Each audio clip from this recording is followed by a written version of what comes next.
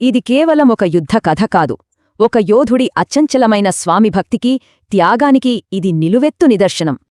సమయం 1660. హిందవీ స్వరాజ్య ఆశాజ్యోతి ఛత్రపతి శివాజీ మహారాజ్ పన్హాలా కోటలో చిక్కుకున్నారు. బయట వేలమంది శత్రువులు, లోపల ఆహారం నిండుకుంది, రోజురోజుకీ ఉచ్చు బిగుసుకుంటుంది. స్వరాజ్యపు కల ఇక్కడే సమాధి కానుందా? అప్పుడే ఒక సాహసోపేతమైన ప్లాన్ సిద్ధమైంది. దట్టమైన చీకట్లో వర్షాన్ని ఆసరాగా చేసుకుని తప్పించుకోవాలి. కాని శత్రువు కనిపెట్టేశాం.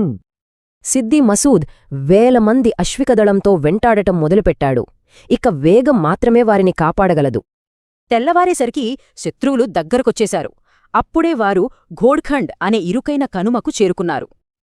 ఆ క్షణంలో ఒక పర్వతంలాంటి మనిషి ముందుకు వచ్చాడు. అతని పేరు బాజీప్రభూ దేశపాండే. రాజే, మీరు ముందుకెళ్ళండి. నా చివరి శ్వాసదాకా ఈ కనుమను నేను అడ్డుకుంటాను. మహారాజ్ కోటకి చేరారని చెప్పడానికి గుర్తుగా 3 ఫిరంగుల శబ్దం వినిపిస్తుంది. ఫిరంగుల శబ్దం వినబడే వరకు ఈ బాజీప్రభు మరణించడు. మహారాజా, వెళ్ళండే. ఒకవైపు వేలాది శత్రువులు, మరోవైపు కేవలం 300 మంది మరాఠా యోధులు. ఇక యుద్ధం మొదలైంది. హరహర మహాదేవ్ అన్న గర్జనతో ఆ కనుమ దద్దరిల్లింది. 2 చేతుల్లో 2 ఖడ్గాలు. బాజీప్రభు ఒక ప్రళయరుద్రుడిలా శత్రువులను నరికేశాడు. శరీరంపై లెక్కలేనన్ని గాయాలు. అయినా ఆయన నిలబడే ఉన్నారు. ఎందుకంటే ఆయన పడితే స్వరాజ్యం పడిపోతుంది. ఆ రక్తపాతం మధ్యలో అతని చెవులు ఆ శబ్దం కోసం వేచి ఉన్నాయి. అంతలో విశాల్గఢ్ నుంచి వినిపించింది మొదటి ఫిరంగి శబ్దం. ఆ తర్వాత రెండోది ఆశను మోసుకొచ్చింది. ఇక 3వ శబ్దం మహారాజు క్షేమం. ఆ శబ్దం వినగానే మరణశయ్యపైయున్న బాజీప్రభు ముఖంలో ఒక చిరునవ్వు.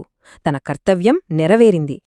అతను గట్టిగా హరహర మహాదేవ్ అని అరిచి తన చివరి శ్వాసను విడిచాడు.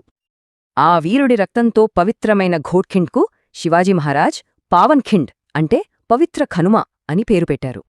కొంతమంది చరిత్రను సృష్టిస్తారు, కాని బాజీప్రభూ దేశపాండే లాంటివారు తమ రక్తంతో చరిత్రను లిఖిస్తారు.